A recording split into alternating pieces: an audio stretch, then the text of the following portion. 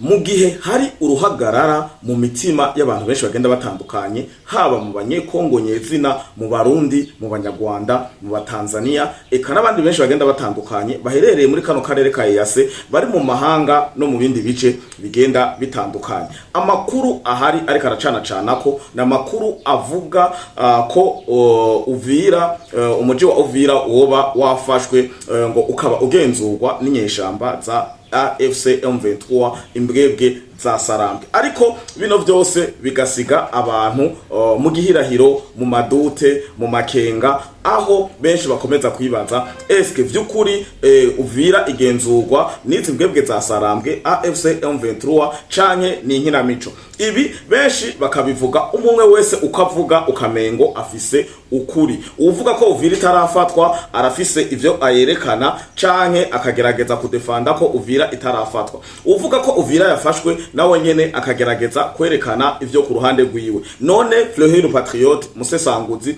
wo kuri Fleury Podcast TV utuzaniye iki kuri uno munsi wa kane? Tuje kuyaga iki? Ndasaba dukurikirane kino kiganiro twitonze, ntidufane, ntidushirishavu, ntitwimyoze, ntitugira iki, ariko dutahure aho ukuri kuja kube ukuri uko nyene kuri. Shimye kuza hano kuri gukora kino kiganiro kuri uno munsi bivanye nuko hari bimwe bisa n'ivyemeza yuko Uvira ku ruhande rw'iwanje n'ubusesanguzi bwanje amatohoza maze umwanya utari muto ndiko ndakora, ngerageza guca hirya no hino, ngerageza kwegera hashoboka ko negera, ngerageza kwegera bashoboka ko negera. Muri izo nzira zose jewe nagiye gusanga ko Uvira itarafatwa n'inyeshamba za AFC M23 izimbwebwe za Sarambwe. Ndaje tubirabire hamwe, dufate umwanya gusa tukurikirane buno busesanguzi ukungene bumeze. Uvira ikaba irimwo izo mbwebwe za Sarambwe, ikaba irimwo izo mbwebwe za Sarambwe, ziracafise ikintu zoba zitinya, kubera ko imbwebwe za Sarambwe iyo zifasha ahantu zigira reaction zigira kuri zitatu. Reaction ya mbere, igikorwa ca mbere imbwebwe za Sarambwe aba AFC M23 bafashe ahantu barakora ikintu citwa meeting. Ndasubiyemo, bagifata ahantu imbwebwe za Sarambwe ikintu ca mbere zihutira iyo ziri sire, zizi neza ko zafasha ahantu zikahagumya, zidakekeranya ko mu wundi mwanya havagira ikintu gihinduka, zirakora ikintu ca mbere bihutira gukora ni meeting. Meeting ni inama, baregeranya bene gihugu baho hantu bafashe, nk'akarorero bafashe Goma baregeranije abantu barabakoresha amanama, kandi bakoze amanama agera kuri 3. Ibukavu muri Bukanaho babateye amabombe n'ibindi byinshi bigenda bitandukanye, bariko barakoresha ama meeting abene gihugu. Meeting ntizahagaze, bagumye bakoresha meeting. Baregereye mu duce twanzibira, bakihashika bakoresheje meeting. Hari ibintu babanza gukora bigaragaza ko bahashitse kandi bizeye neza ko atakiza guhinduka. Uvira bivugwa ko yafashwe ku munsi wa gatatu saa 5 z'umutaga. Niyo makuru ariko aracanako. Ariko ibi nanje tugerageze kwiyumvira nimba vy'ukuri Uvira yafashwe ku munsi wa gatatu isaha 5, bisigura hari hakibona. Nihogera no mango tuko turakora ko kino kiganiro, murabona kandi ku munsi wa kane kandi bwakeye ni mu masaha 4 ndiko ndakora kino kiganiro. Nta kuntu mwosigurira ko ano masaha yageze imbwebwe za Sarambwe ziri muri Uvira zahafashe zigafata ngo bariyeri Kavimvira ngaho kuri boda ku rubibe ruhana Uburundi na Kongo uciye mu Gatumba, ngo zigashika kuri ku kibanza ca Maire de la Ville wa Uvira n'ibindi bigenda bitandukanye, ntibabe barakora meeting. Iki ni kimwe mu bigaragaza kwanza ko izi mbwebwe za Sarambwe naho zoba ziri mu buce bumwe bwa Uvira ziracafise ikintu zitinya, kuko ntiziraja ku mugaragaro nyezina.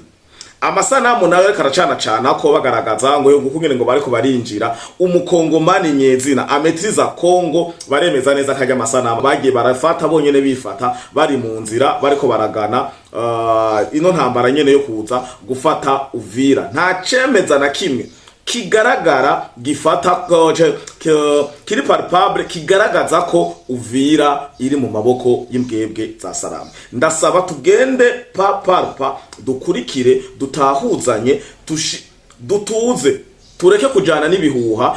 N'uru rugamba nababwiye ko u Rwanda ruri ku muvuduko udasanzwe mu gukoresha ibishoboka byose bakoresheje money power, narabibabwiye ubushobozi bw'amafaranga, kuko ababahetse ku mugongo n'ababibafashamwo nabo bampatse ibihugu nkuko nama nabibabwiye. Ikibazo c'amafaranga si kibazo, kanatsinda ibice bamazemwo ikiringo hafi c'umwaka. Ndabibutse ko bafashe Goma na Bukavu mu mpera z'ukwezi kwa mbere, mu ntango z'ukwezi kwa kabiri. Baramaze ikiringo ca baba amezi 11 bari muri Goma na Bukavu. Bisigura ko ubutare amafaranga si kibazo, ivyo batoye ivyo bivye amafaranga arahari. Urabona ko bakunda no kugaragaza ko muri Goma na Bukavu ngo ariko barakora amabarabara, murumva ko bataba barayakora, bataba barakoresha ibipapuro, barakoresha amafaranga. Bimeze gute rero iruhande yico nako ndavuga ati ko iyo bafasha ahantu urgence ya mbere kugira bemeze neza ko ariho bari,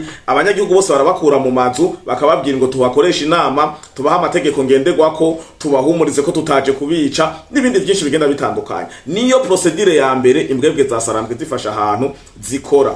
Icya kabiri, hari nisunze ijambo, hari ijambo iyi video, iyi shire ino video hano, iyi video nkuko ariko ndayibagaragariza ni video abantu benshi bakora bavuga ati ko amafoto kumbure twako turabona ko ari intelligence artificielle. None ni iyi video ni intelligence artificielle kweli? Ni video murabona igaragaza Wiringoma n'abandi bamwe mu bagize iri huriro canke uno mugwi w'inkozi z'ibibizi mbwebwe za Sarambwe, bariko baravuga bagaragara ko bahagaze imbere y'inzu ya meya ya Uvira. Iyi video rero benshi bavuze ati none ni intelligence artificielle. Nababwiye ati nta kintu na kimwe kidashoboka muri ikintu citwa montage. Ndasubiyemo, nta kintu na kimwe kidashoboka mu kintu ciswe montage. Aho bigaragarira abakunda kuraba amareresi barashobora kukureka ko umuntu yakorotse ava mu ndega ata mugozi, umuntu yasimvye etage ireha nkuko uye. Ivyo byose muri montage bijya mwabonye muri irya video birashoboka. Ariko nanje ku ruhande dushire ku ruhande kwanza montage, kuko twagomba tuvuga ati montage tugasanga ibindi bintu biriko birayangara. Ariko nanje ndabereke iyindi raisonnement nagize muri no video. Iyi video mpejeje kubereka, iyi harimo Wiringoma n'aba FCM23 bariko baravuga imbere ya meya canke ya meri ya Uvira. Bigaragara ko Wiringoma inkofero yambaye, uyu mupira yambaye wanditse ko ARC, ni pantaro yambaye n'ivyo biboti yaravyambaye ku munsi wa mbere igenekerezo ry'umunani ukwezi kw'icumi kunyene turimwo umwaka no 2025. Ndasubiyemo, izi nyambaro umwambaro nyene mubonye yambaye ku munsi, iyi video igaragara ko bayifashe ku munsi wejo ku wa gatatu itariki 10. Umwambaro nyene yambaye kuva ku nkofero, umupira, ipantaro, ibote niyo motoro afise mu maboko. Bigaragara ko Wiringoma yarabifise ku munsi wa mbere itariki 8 z'ukwezi kw'icumi umwaka wa 2025 ari ahantu hitwa Ruberiki. Hari akareresi kagaragaye Wiringoma ariko aravugana n'abamama, arate barabaha n'amafaranga yambaye ukunyene igenekerezo ry'umunani. Reka ndakabashiremwo mubanze mumve wenyene yivugira, nous sommes aujourd'hui le 8 décembre 2025 à Ruberiki. Muce mumbwira rero, reka cenza tubanze turekano ka video tuje tubandanya kwanza n'ubusesanguzi bugenda butandukanye. Pale mnatokea ni Bwegera. Pale ni Bwegera. Hapa? Hapa Ruberizi. Ruberizi. Ruberizi. Ok, nous sommes à Ruberizi. Donc Ruberizi, aujourd'hui, comme vous le savez, nous sommes le 8/12/2025. Si c'est Ruberizi. Yes, ngira muhashije kwiyumvira wenyine avuga aha turi nihe. D'abord uyu Wiringoma avuga ngo n'umukongomani. Mukongomani mwenyewe atazi nahari. Iyi Kongo avuga ko ari wabo yakuriyemwe avukiramwo, aratesekeramwo nkuko yama bivuga, ntazi nahari, arinze kubaza bene gihugu turihe. Mwumvise ko bamusiguriye turi Ruberizi. Amazina muri Kongo aragora kuvuga, ndagipronounceje nabi muri hangana, ariko murumva ko mba ndiko ndavuga iyo localité canke ako gace. Rero izi mpuzu wenyene mwumvise ko yivugiye azambaye rowiti. Ni munsigurire rero kungene uyu mugabo naho yoba kenye uko bishoboka kose ntabuze teni za gisirikare, kandi mpava muza mumbwire ngo iyi ni uniforme ngo ni impuzu z'akazi yambara. Mbwira ukungene Wiringoma mu bashefu ba AFC M23 yo kwambara zino mpuzu itariki 8 z'ukwezi kwa 12 akongera akazigaragaramwo hari kuwa mbere akazigaragaramwo kuwa gatatu itariki 10 za mpuzu nyene yambaye kwa kundi nyene. Ahari mucamuza mvuga ati none ivyo bisigura iki? Reka dufashe gutahuzanya. Hari amakuru avuga ko aya mavideo yose zino foto zose mwabonye kwanza amafoto hari abari kwaragira parallele babagaragariza ko izi foto d'abord ari intelligence artificielle ari ububeshi. Mwabonye tu video twinshi abajene bakerebutse mu bintu vy'ama montage babereka hera kungene aba basoda babapanze ngaho kuna kuriya, ariko banze mvuge kuri ibi bijanye n'inyo benshi baravuga ko ibi biriko birakogwa mu Uvira ni ibintu bakoze babipanze bari muri Kamanyora bamaze gufata neza Kamanyora bafise umugambi wo kumanuka, niho bagize infiltration barungika amafaranga menshi muri FRDC ihaha abajene. Mwarabonye umuvugizi wa FRDC muri Sukora ya kabiri avuga ko bafashe ugwaruka benshi bakerekana irya video yarubya gwaruka bari abantu batatu. Yarasigaye aravuga ati uyu ajejwe gufata amafoto ayarungika ku muri AFC M23 ngabo vyaragaragaye ngira mwarayibonye mwese avuga abo batata ba presenta uyu umwe ajejwe gufata amasanamu n'amafoto arungika mu mbwebwe za Sarambe. Bisigura ko izi foto zose za meri ya Uvira ama video n'utundi duce twose bari bashaka ko baza kugaragaza ko ariho bari baduza kudukoreramwo montage. Ibi ndabibabwiye kuko naje nsanzwe nzi kubikora. Urashoboye gufirma ikibanza kigaragara hanyuma ugafata abantu bari muri movement ukabaterekamo, ivyo ni bisanzwe. Nico gituma ama video n'amafoto muri ko murabona muyitondere kuko harimwo ukuri hakongera hakabamwo n'ububeshi. Ama video nk'izi foto ziriko ziracana ko zigaragaza ngo bari imbere ya meya canke ya meri ya Uvira, murabe hari kuri pancarte hejuru hariho hamwe hariko ibashi hariko agahema nko kuri no foto. Kuri no foto hariko agahema hari ya hejuru, iyindi nta gahema gahari. Urabe kuri iyi foto iyi ndaberetse iyi ya mbere iyi bahagaze ari batatu. Uravye inyuma yabo murabona hari yepfo ku miryango mu ntango z'amadirisha hari yepfo hari tore gera. Biragaragara ko hariko itore gera uravye ari ya mu ntango hari ya munsi. Ariko ugiye kuraba ku yindi foto ijya mubona bahagaze ari bane, umwe babiri umwe afukamye no uyundi afukamye no, biragaragara ko ijya miryango ifise ibiyo bishika epfo. Mutegere neza iyi foto ndantanguye kubereka, murabona bahagaze ari batatu, inyuma yabo hari ku miryango n'amadirisha hari tore gera n'umuryango uri semi ufise tore semi vitrine ufise ikiyo aho kikagarukira epfo. Ibisanzwe bigaragarana hano iwacu hari imiryango ibimeze uko babanka ko amazi atarutse adatarukira ku biyo, ugasanga hari epfo harimo itore. Kuri iyi foto hari ku itore risize irangi gera, ariko kuri iyi yindi foto mubona batonze ari bangahe, umwe afukamye n'undi afukamye no, murabona ko hari ibiyo kuva hejuru gushika epfo. Iki ni kigaragaza ko ari ububeshi, ari intelligence artificielle. Ikindi kintu naco nongera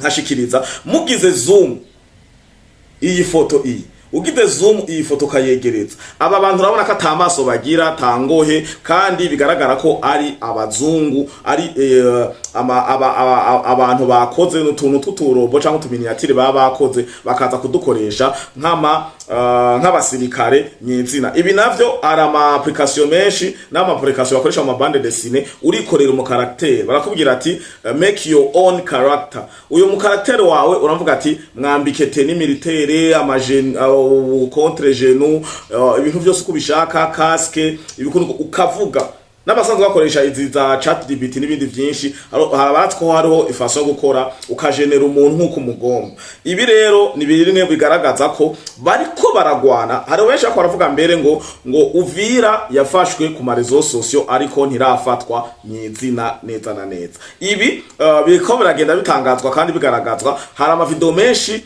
ku munsi nenyene wejo wa gatatu twabona Fyeka n'abandi benshi batandukanye bahagaze muri Uvira. Mugabe ikintu gusa nanje nabonye nemeranya n'abandi bose nuko muri Uvira abantu batekewe n'ubwoba bivanye n'izo propagande ubwo bubeshi n'ibindi byinshi bakaguma mu mazu ugasanga ntibako barugura amabotike ntibako baraja ku masumiro ugasanga umuwazarenda ahagaze mu ibarabara ariko aravuga ati ngo mwabonye ko ndi mu ibarabara mugabo ukabona ko abantu ari bake bahinze umushitsi kandi ibi biri normal.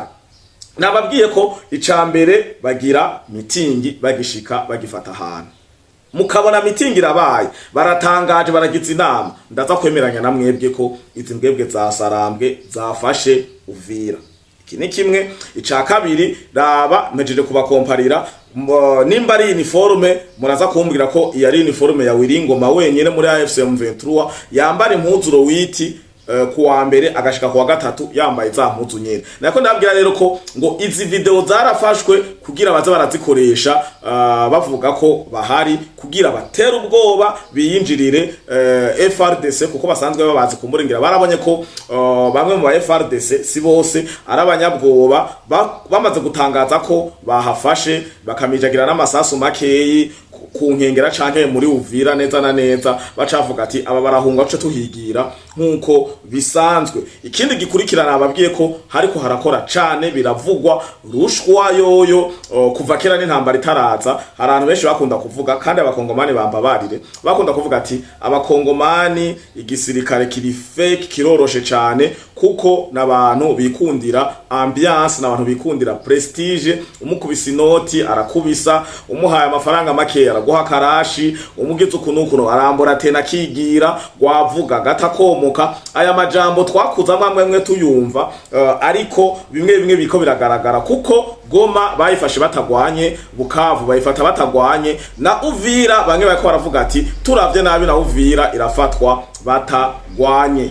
Ibi rero bikaba ari ikintu kitanezereje cyane abene gihugu ba Kongo abadukikije abo abatwegeranye mu kibano abo tuvugana bari muri Kongo abari hanze ya Kongo abari muri diaspora abakongomani bumva ko bafisa agashavu ko kuba bidogera igisirikare cabo ca FRDC kungene wazarendo bagumye babita ni bibandi ni bidoma nta discipline y'igisirikare bafise mugabo gatangazwa n'umusirikare ahembwa n'igihugu ciwe agahembwa mu madolari atari no mu makongomani ariko akaba ari wa deposit nkoho canke bamuha amafaranga akabigihi ikibirira habiri agahinduka igihugu ciwe. Ariko je nka cambaza abakongomani mwe muri ko muratora ya mahera dufata ko ugomba utoye muri yaridi w'amadolari uzocuja kubahe wasize udandaje agataka mbe kuyatoye abukomokako n'abagukomokako ayo mafaranga bose bazoyaronkako.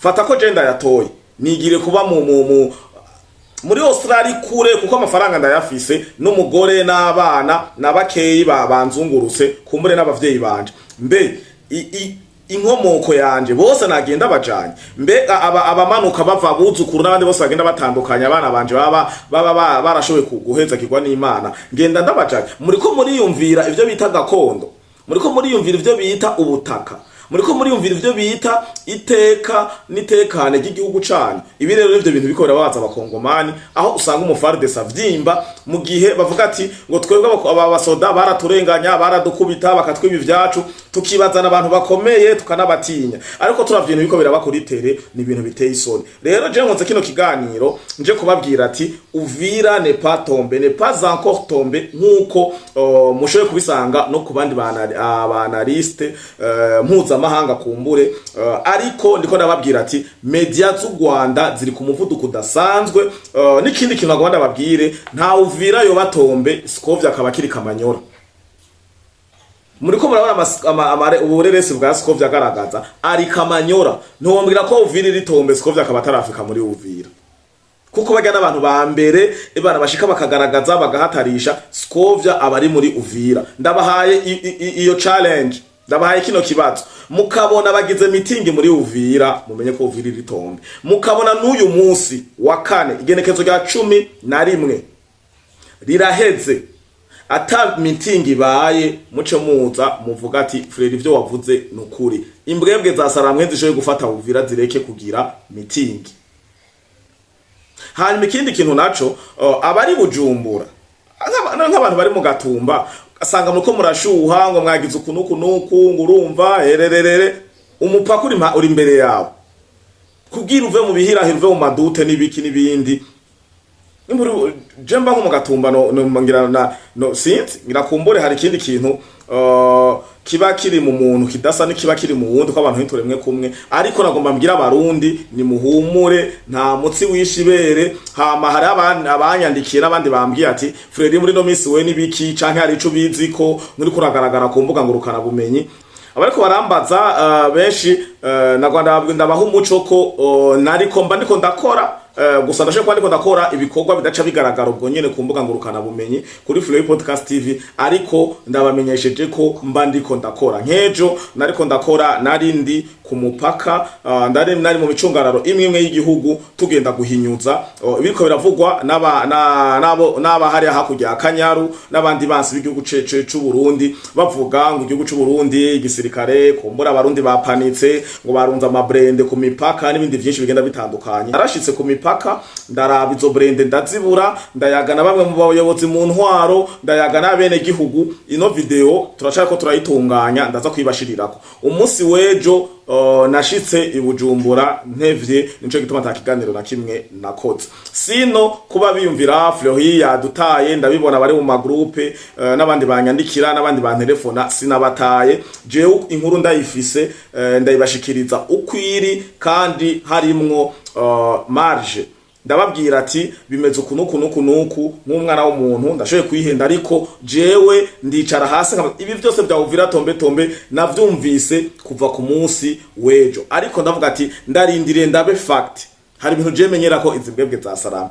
zafasha ahantu meshere zami meeting direct mwarabonye ko nanzibira babarasha muri meeting Bukavu barabonye babarashe bari muri meeting ahantu hose bafata bategeza kuca bagira meeting ariko ndababwiye ikimenyetso muza kubonera ko Uvira yafashwe meeting muce muvuga ati Uvira yafashwe ariko gushika muri no mwanya muza kubonera ko kino kiganiro kumbura sheko kibona haciye amasaha menshi ariko umwanya niko ndakorera ko kino kiganiro nta kidasanzwe Uvira nta kimenyetso na kimwe kigaragaza ko imbwebwe za Sarambwe arizo hafise mu gihe hari abawazarendo bariko baragira effort bakora utuvlog amavideo agenda atandukanye bagaragaza ko aho bo baherereye ivyo muri ko muravuga atavyo babona mwabonye umuvugizi wa leta ya Kongo Muyaya avuga ko Kongo ivyo bavuga kuri Uvira atari ivyo atanica bizi ko ahubwo asaba amakungu ko bofatira ibihano canke bakentervena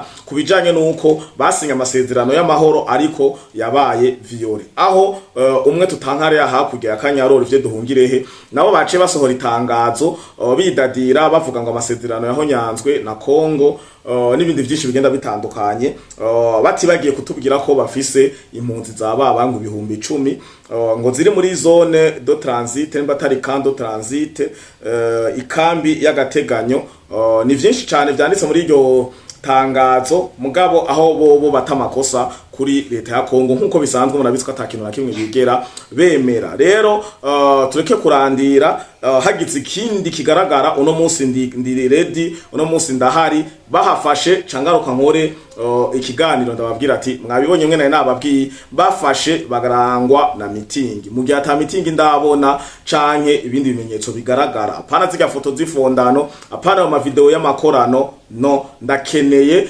nimba bahafashe vy'ukuri baronde ritangaza makuru rigire live bakore kwa kuniye dusanzwe tubibona za Goma za Bukavu ataruko menya ko ibindi ko ndabashikiriza ari uko biri nta Free Podcast TV atamwebwe sinshoboye kubata twahagurutse kugira tugwanira iteka cy'igihugu cacu iterambere amahoro ubumwe bw'abarundi muri rusangi kirajishinga igihugu igiteye amakenga canke kirajishinga umutekano ku gihugu canje nababwiye ko nashoye kukinuma ntegerezwa kukivuga kandi je ukuri ndakuvuga uko kuri. Rero mwirigwe hama mukore ubuzi nkuko bisanzwe, umutima uri munda, kuko imipaka y'igihugu cyacu ciza cy'u Burundi nkuko bisanzwe biri, igisika cy'u Burundi nikigoheka. Nababwiye ko ari intare, nababwiye ko basanzwe bazi ibyo bakora, kandi igisikaye cy'u Burundi nigishira umunwa imbere. Nare babwiye kuva mu ndwi yahera, mubona igisikaye cy'u Burundi kiticecekeye,